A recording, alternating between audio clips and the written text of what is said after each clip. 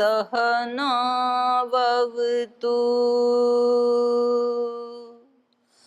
सहनौ भुनक्तु सह वीर्यं करवावहै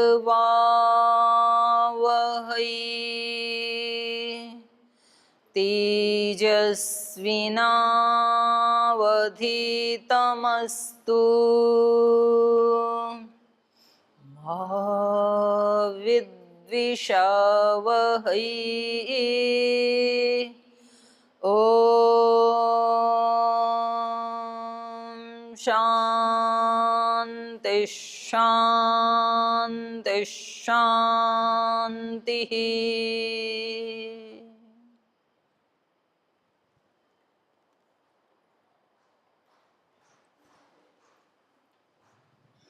जीवन दर्शन कक्षा में आप सभी का स्वागत है। गीता के 17वें अध्याय में जो 3 प्रकार की श्रद्धा से लेकर के आगे 3 प्रकार का यज्ञ, 3 प्रकार का आहार, जो 3 त्रिक इसमें बनाई हैं, तो उसमें 3 प्रकार का तप हम पढ़ रही थी। 3 प्रकार के तप कौन कौन से हैं? नहीं, हाँ, पहले ये बताना। 3 प्रकार के तप हैं, शरीर का, वाणी का और मन का। तो शरीर वाले में भी फिर 3 हैं, सात्विक, राजसिक, तामसिक। वाणी के भी 3 भेद हैं, सात्विक, राजसिक, तामसिक। और ऐसे ही फिर मन के भी 3 भेद हैं। तो कल हम मन वाला पढ़ रहे थे, शरीर वाला हम पढ़ चुके हैं। शरीर से तप करने का मतलब है जो अपने बड़े हैं, गुरुजन हैं, विद्वान हैं, प्राज्ञ पुरुष हैं, जीवन मुक्त हैं, तो उनकी हर तरह से हमें सेवा करनी चाहिए। उनका हम कोई सहयोग कर सकते हैं तो हमें ज़रूर करना चाहिए, तन से, मन से, धन से। और अगर उनको हमारे किसी सहयोग की ज़रूरत नहीं है तो हमें उनके जैसा बनने का प्रयास, पुरुषार्थ, प्रयत्न करना चाहिए। तो ये शरीर का तप है। हमें ये नहीं सोचना चाहिए कि भाई सन्यासी बाबा जी बनने के लिए, तप करने के लिए तो यही बहुत है, हमारा काम थोड़ी है। नहीं, सब आत्मा बराबर ही हैं, आपको भी करना ही है। तो ये शरीर का तप है और हमें करना ही चाहिए। नहीं करेंगे तो फिर ये वाला शरीर दोबारा नहीं मिलेगा। और शुचिता, जितना हो सके बहुत ध्यान रखते हुए, क्योंकि अपने घर में गंदगी करने से ना जो रोग फैलते हैं उसके शिकार सबसे पहले खुद को ही होना पड़ता है। तो जैसे हम अपने घर में गंदगी नहीं करना चाहते हैं, ऐसे ही हमें अपने मन में भी गंदगी नहीं करनी चाहिए। घर वाली गंदगी भी हानिकारक है, उससे ज़्यादा मन वाली, चित्त वाली, भाव वाली, वो ज़्यादा हानिकारक है। तो वो गंदगी कैसे होती है, इसके लिए जागरूक रहना। क्या सोचने से गंदा होता है मन, क्या सोचने से दुखी होता है, कैसा देखने से, कैसा सोचने से, तो उसके प्रति जागरूक रहना है। और फिर वो हो भी गया, घर गंदा हो भी गया, तो फिर उसका उपाय है उसमें झाड़ू लगा के, पोछा लगा के उसको साफ करना। तो ये तप है, शरीर का ही तप है ये। शौचम, शुचिता, शरीर को भी साफ रखना है, उससे ज़्यादा मन को साफ रखना है। शरीर गंदा एक दिन रह जाए तो चलेगा, मन एक दिन गंदा रह गया तो बड़ी मुसीबत होगी। क्योंकि शरीर गंदा होगा तो यहाँ की हानि होगी, इस जीवन की। मन यदि एक दिन के लिए गंदा हो गया तो अगले पता नहीं कितने जन्मों में वो गंदगी साथ जाएगी, फिर उसका यहाँ नाश नहीं होता है। घर एक दिन गंदा रह गया तो चलेगा, ज़्यादा हानि नहीं होगी, क्योंकि हो सकता है घर तो कल ही छूट जाए। पर मन यदि गंदा हो गया, चित्त यदि गंदा हो गया, तो वो आगे भी साथ जाने वाला है, फिर आगे भी फिर वही वैसा ही करवाएगा। और ये सब भोग योनियाँ हमारे सामने हैं, तो ये बिल्कुल भी ना सोचें कि हम सदा ऐसे ही मनुष्य रहेंगे और ये जो सांप बिच्छू, घोड़े भगोरे, शेर भालू, ये वैसे ही रहेंगे और हम ऐसे ही रहेंगे। ऐसा बिल्कुल सोचने की गलती ना करें। कभी भी चेंज हो सकता है, आप उधर जा सकते हैं, वो इधर आ सकते हैं। तो ये हमेशा ध्यान रहे। तो शरीर का तप होता है। ब्रह्मचर्य, अहिंसा, जहाँ तक हो सके अपनी इंद्रियों को संयम में रखें, ज़्यादा से ज़्यादा। पूरा जोर लगाएं उसमें, संयम में, इंद्रियों के दमन में पूरा लगाएं, पूरा दिखाएं जोश हम। अगर आपके अंदर जोश है, जुनून है, तो वो भोगने में मत दिखाओ, योग में दिखाओ, उनको रोकने में दिखाओ आप कितने बहादुर हैं। और अहिंसा, ना खुद को दुखी करना ना दूसरे को करना, जितना हो सके, ये तप है शरीर का। तो जितना जितना हो उतना करें। वाणी का था अनुद्वेग कर वाक्य ना बोलें, ऐसे शब्द ना बोलें जिससे दूसरे का मन उद्विग्न हो। सत्य बोलें, झूठ ना बोलें, प्रिय बोलें, अप्रिय ना बोलें। सच तो बोल रहे हैं लेकिन अप्रिय बोल रहे हैं तो भी वो आपके लिए तप नहीं है वो। और हितकारी बोलें, अहितकारी ना बोलें किसी के लिए, या तो बोले ही नहीं या तो कुछ ऐसा ना बोलें जिससे दूसरे का अहित होता हो। तो कभी कभी ऐसे भी हो जाते हैं ना, किसी से रास्ता पूछा कि भाई हरिद्वार किधर है, फिर इधर बता दिया, तो फिर हंसते हैं, बोले अभी घूमता रहेगा 10-20 किलोमीटर तक, तो आनंद लेते हैं ऐसे। तो कभी कभी हम दूसरे को कुछ गलत रास्ता दिखा करके भी, अहितकारी बोल करके भी हम खुश होते हैं कि डाल दिया मैंने चक्कर में, अब ढूंढता फिरेगा। मैंने बहुत लोगों को देखा है ऐसे, मतलब दूसरों, उनकी खुशी दूसरों को कष्ट देने में है। चलते चलते बेचारे कुत्ते को डंडा मार दिया, वो चिल्लाता रहेगा, इसको खुशी मिल रही है, उसको मार के फिर हंसता है। चलते चलते वो फूल तोड़ लिया, ऐसे खिल रहा था बेचारा, ये पता ही नहीं चलता है कि मैंने किसी को कष्ट भी दे दिया है। तो इसलिए यहाँ पर कहा सत्यम प्रियम हितम चयत, जिससे दूसरे का अहित होता हो वो काम ना करें। स्वाध्याय अभ्यासनम चाहिए, स्वाध्याय करना चाहिए, और जो स्वाध्याय किया उसका अभ्यास भी करना चाहिए। केवल पुस्तक पढ़ लेना और फिर उसका अभ्यास ना करना, ये गलत बात है। जो पढ़ा है उसका अभ्यास करना चाहिए। तो ये वाणी का तप है। तो अब देखो यहाँ पर एक बात आपके मन में आनी चाहिए, पर आई नहीं है, कि स्वाध्याय करने से तो मन शांत होता है। तो ये वाणी का तप क्यों बताया स्वाध्याय? स्वाध्याय को तो मन में लेना चाहिए था। और आगे जो है मनः प्रसाद सौम्यत्वम मौनम, तो मौन तो वाणी से रहा जाता है, तो मौनम को तो वाणी वाले तप में लेना चाहिए था, और स्वाध्याय को मन वाले तप में लेना चाहिए था। तो कर दिया उल्टा, स्वाध्याय को तो ले लिया वाणी के तप में, और मौन तो वाणी से किया जाता है, उसको ले लिया मन के तप में। तो ऐसा क्यों किया? मौन रहना वाणी का तप होना चाहिए ना,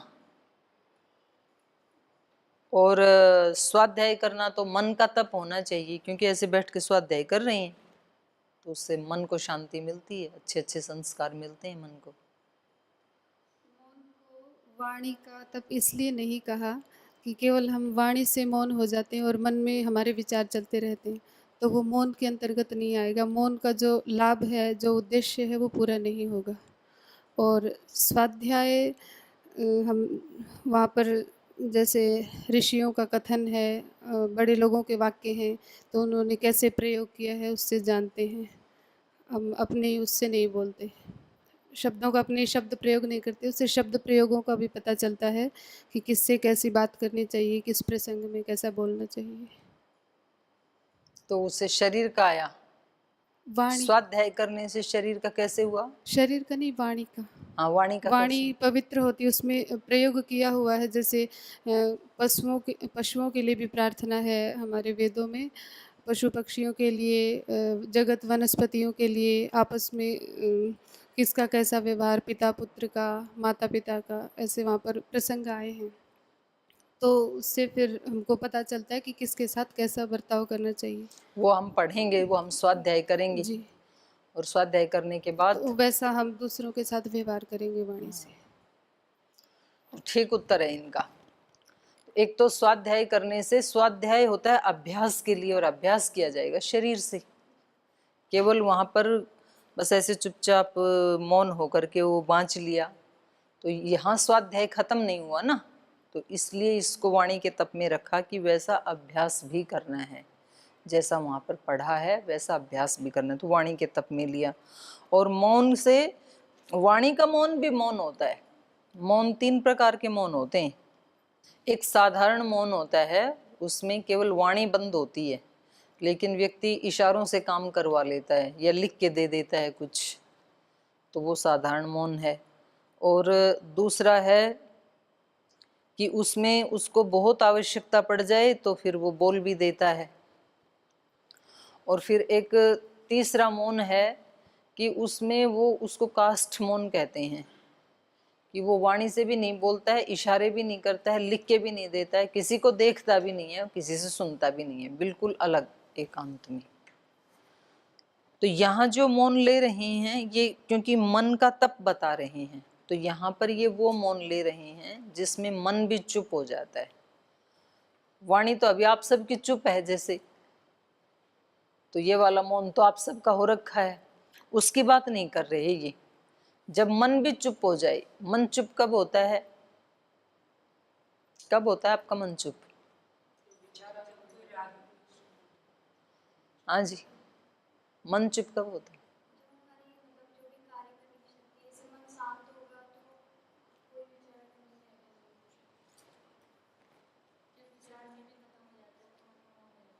कब, वही तो पूछ रही। हाँ हाँ, ये बोलो ना सीधा सीधा उत्तर। मन चुप कब होता है? जब सो जाते हैं। जगते हुए कभी चुप नहीं होता है। आपको ये लग सकता है कि भाई अब चुप होगा, चुप नहीं होता है, उसमें चलता ही रहता है कुछ ना कुछ। आप यदि ध्यान में भी बैठे हो ना, नींद का ना, इसलिए वो स्वप्नावस्था है।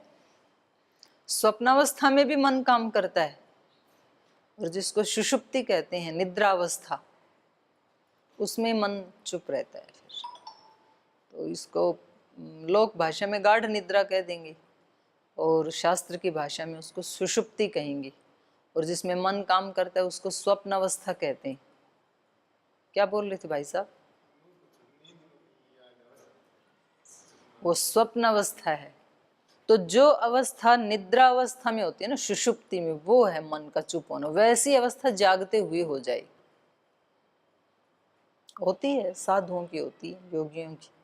वो अपने जो स्वामी जी हैं ना, देहरादून वाले एक स्वामी जी हैं, 90 वर्ष के हैं, तो वो 30 या 33 वर्ष तो बिल्कुल मौन रहे। अब उनकी मौज आती है तो कभी 1-2 वाक्य बोल देते हैं, ओम। फिर जैसे हम गए तो इनको खाना खिलाओ, बस इतना सब बोल देंगे। लेकिन उनको देखने से ऐसे लग रहा है कि जैसे बाहर से मौन है, वैसे अंदर भी बिल्कुल सब कूल है, शांत है एकदम से। उनको देखने से ही पता लग जाता है। कोई कोई व्यक्ति जैसे मुख से कुछ भी नहीं बोल रहा और अंदर अंदर बहुत जोर से गुस्सा आ रहा है, तो पता चल जाता है कि नहीं? चलता है ना। बोल तो नहीं रहा कुछ भी, एक आदमी बोल नहीं रहा कुछ भी, लेकिन अंदर से इतना दुखी है कि बस अभी आंसू टपक पड़ेंगे, तो वो अंदर से दुखी है, पता चलता है कि नहीं? पता चलता है। कोई व्यक्ति अंदर से बहुत खुश है और बोल नहीं रहा है कुछ भी, स्टेशन पे बैठा है, अभी अभी कुछ उसको मिली है खुशखबरी, तो वो बोल नहीं रहा, फिर भी आपको पता लगता है कि नहीं खुश है व्यक्ति, भाई ये बड़ा खुश है, कुछ तो मिल गया इसको। तो हमारे जो चेहरे के हाव भाव या हमारी दृष्टि, आंखें झूठ नहीं बोलती हैं।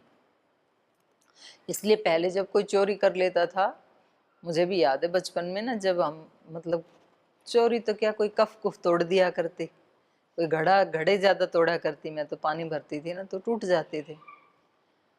तो फिर माता जी पूछती है किसने तोड़ा, तो मैंने कहा मैंने नहीं तोड़ा। कितनी हाँ भरूं रोजाना? तो वो डांटते थे, कहते तेरे को लोहे के घड़े बनवा के देंगे, रोज तोड़ देती है इतने। तो फिर माता जी बोलती थी देख मेरी आंख में आंख देख के बोल, तो आंख में देखते ही तो कांप जाते थे हाथ पैर, क्योंकि आंखें झूठ नहीं बोलती हैं। बोले मेरी आंख में देख के बता और अभी बोल, तोड़ा कि नहीं तोड़ा। तो यदि सच्ची होंगी आंखें तो नहीं घबराएंगी, और यदि झूठ है तो तुरंत सामने आ जाएगा, या तो रोएगा व्यक्ति। हाँ बिल्कुल सच में, आप करके देख लो, चाहिए आंख नहीं मिला सकता है झूठा व्यक्ति।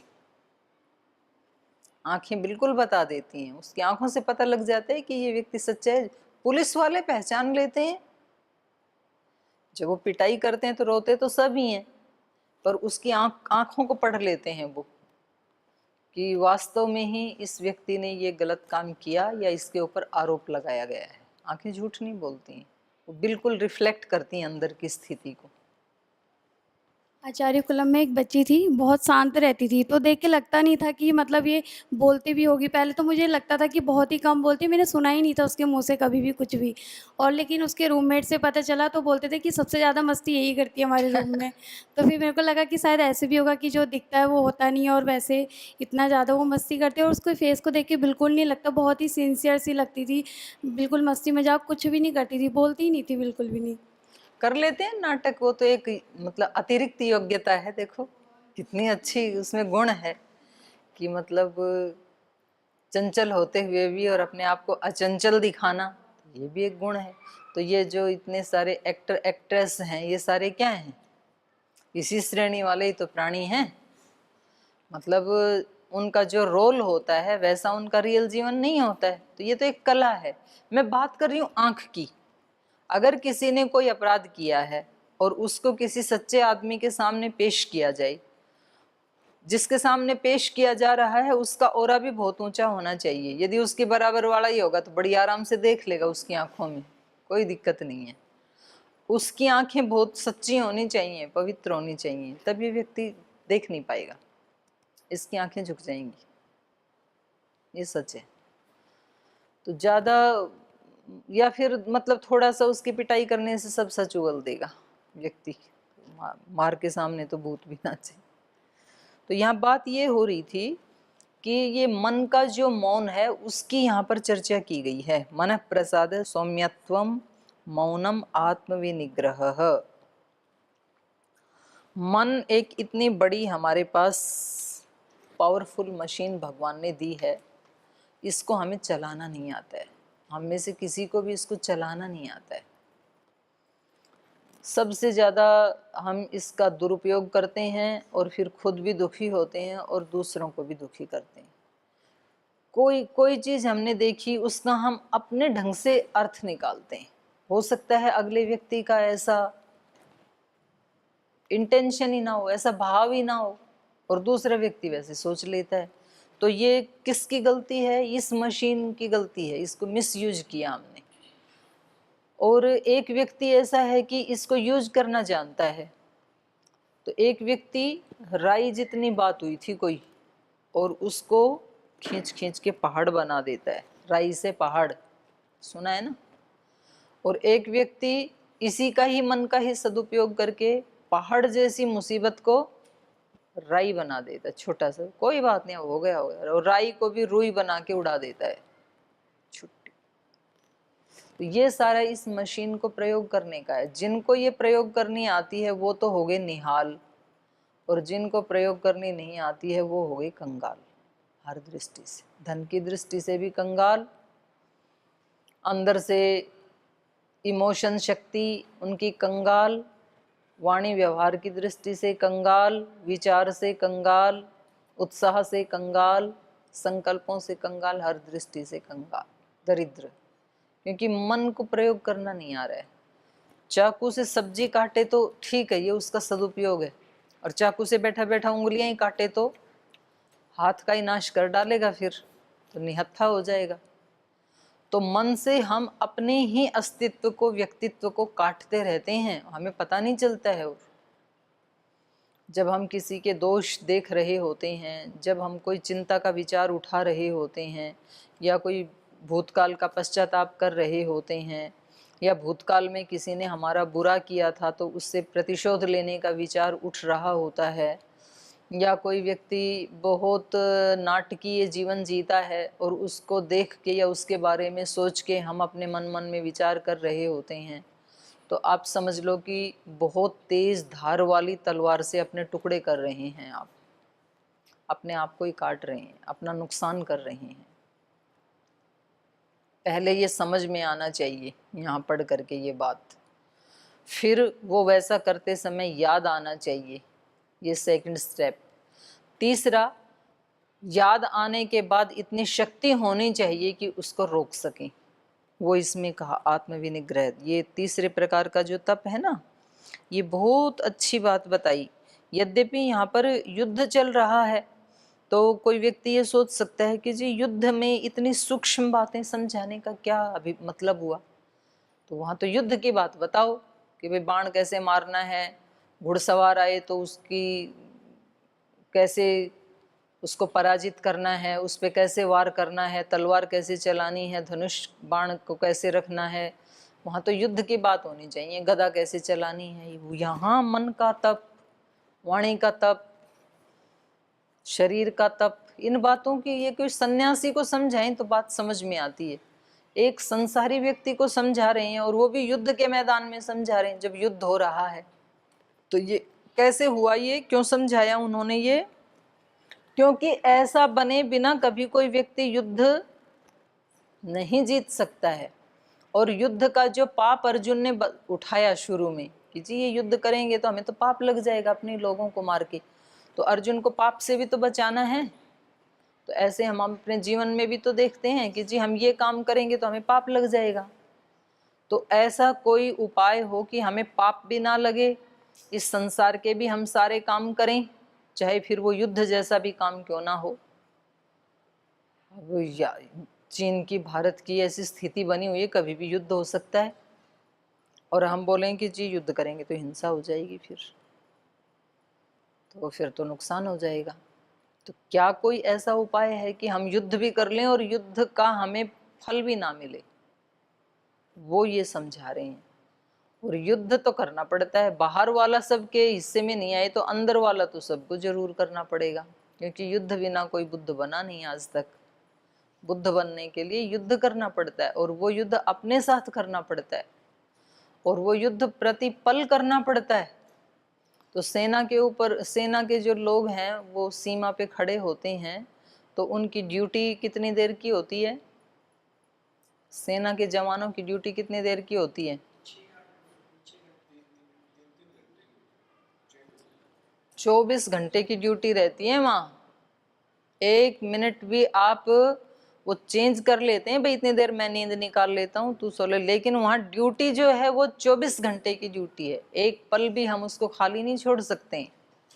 और उस दौरान जो अभी अभी उसने आंखें बंद की हैं और उधर से कोई आ गया तो तुरंत उसको उठा दिया जाएगा।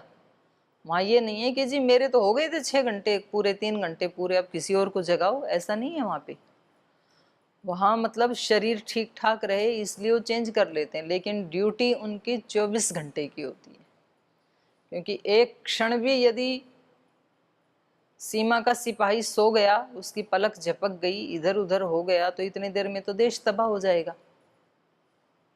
ऐसे ही ये जो मनुष्य है, इसको अपने अंदर वाला जो सिपाही है, इसको भी 24 घंटे ऑन ड्यूटी रहना पड़ता है। अच्छा, वहाँ तो दूसरा भी सहयोग कर देता है कि चल भाई तू 3 घंटे खड़ा था तो अब 3 घंटे तू आराम कर ले, 3 घंटा मैं कर लेता हूँ। यहाँ कोई सहयोग करने वाला भी नहीं अंदर, यहाँ तो 24 घंटे जाग के रहना पड़ेगा। जैसे ही आपकी सावधानी हटी वैसे ही दुर्घटना।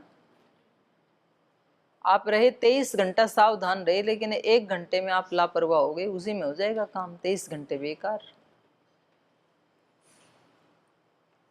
और यदि आपने हिम्मत मार के कर लिया तो ये करने योग्य है, कोई ऐसा काम नहीं है कि भाई ये तो बिल्कुल ही न करने योग्य है, ये तो हो ही नहीं पाएगा, ऐसा नहीं है।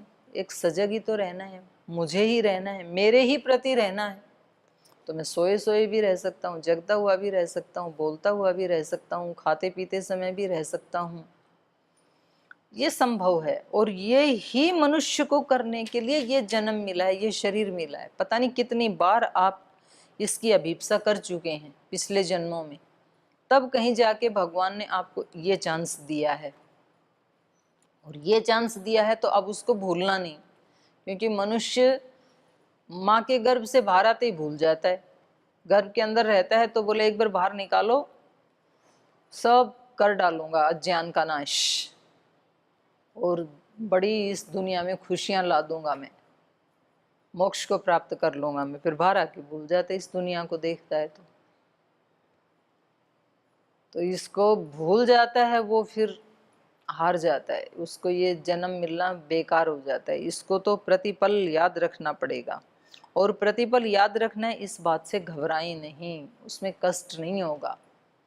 मतलब एक जैसे लोग इकट्ठे हो गए और सबने ये हुआ बना लिया कि भाई ये ऐसे जीना संभव नहीं है। कई बार ऐसे लॉबिंग कर देते हैं ना लोग। सूर्य ग्रहण हुआ, हमने बच्चों को बोला बच्चों उसमें मौन रहना, या तो कुछ स्वाध्याय कर लेना, शोर मत मचाना। तो उनमें पता है 1-2 बच्चे बोलते 6 घंटे कोई मौन रह जाता है, कैसे रह सकते हैं। फिर 3-4 ने सुन बोले हाँ ये बात तो ठीक है, 6 घंटे कैसे मौन रह सकते हैं। फिर 7-8 ने सुना, बोलते 6 घंटे हम मौन नहीं रह सकते हैं, शिकायत लगानी तो बेशक लगा देना, दंड मिलना है तो मिल जाएगा, 6 घंटे मौन नहीं रहा जाएगा। अब वो 5, 7, 10 एक जैसे मिल गए, वो लोबिंग सी हो गई, तोड़ ही देंगे फिर तो हम जिन लोगों के बीच में रहते हैं तो वो सब एक नक्कटों का संप्रदाय है। नक्कटों का संप्रदाय सुना है, महर्षि दयानंद ने बताया है। वो पता नहीं मेरे को भी ठीक से याद है कि नहीं है। किसी ने ऐसे ही बहका दिया, मतलब कि भाई नाक कटवाने से भगवान के दर्शन हो जाते हैं। एक मंत्री ने कहा कि कोई आ गया ऐसा सन्यासी, पता नहीं मेरे को ठीक से ध्यान नहीं है, उसका भावार्थ बता रही हूँ कि भाई नाक कटवाने से भगवान के दर्शन होते हैं। तो एक ने कटवाया, अब उसको दर्द हो रहा नाक काटने से, तो वो कूद रहा। तो बोले भाई इतना क्यों कूद रहा है। अरे बोले बस खुशी का ठिकाना ही नहीं है, आज तक पता ही नहीं चला कि ये नाक की ओट में ही भगवान बैठा था। जैसे ये काटा और एकदम मेरे तो आनंद हो रहे हैं। उसने सोचा मेरा तो कट ही गया, तो इसका और कटाऊं, इसका क्यों बचे। तो उसने कटवाया, तो वो तो चिल्लाने लगा। तो पहले वाले ने उसके कान में कह दिया, बोले देख अपने दोनों का क्यों कटे, तू भी यही बात बोल। दूसरे ने तीसरे को कहा, तीसरे ने चौथे को।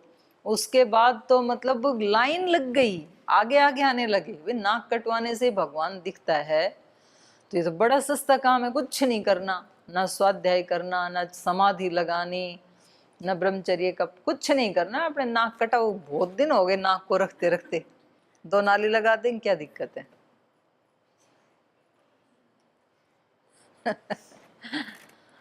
तो पूरा का पूरा एक कम से कम सैकड़ों लोगों का ग्रुप तैयार हो गया नक्कटों का।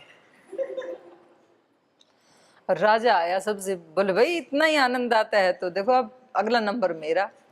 भीड़ भाड़ को तोड़ के सिंहासन को छोड़ के उनका वो मंत्री समझदार था, उन्होंने कहा देखो मैंने बड़े शास्त्र पढ़े ये वाला पाठ मैंने कहीं नहीं पढ़ा, देखो पहले मैं जांच लेता हूँ बात क्या है, उसके बाद आप कटवाना।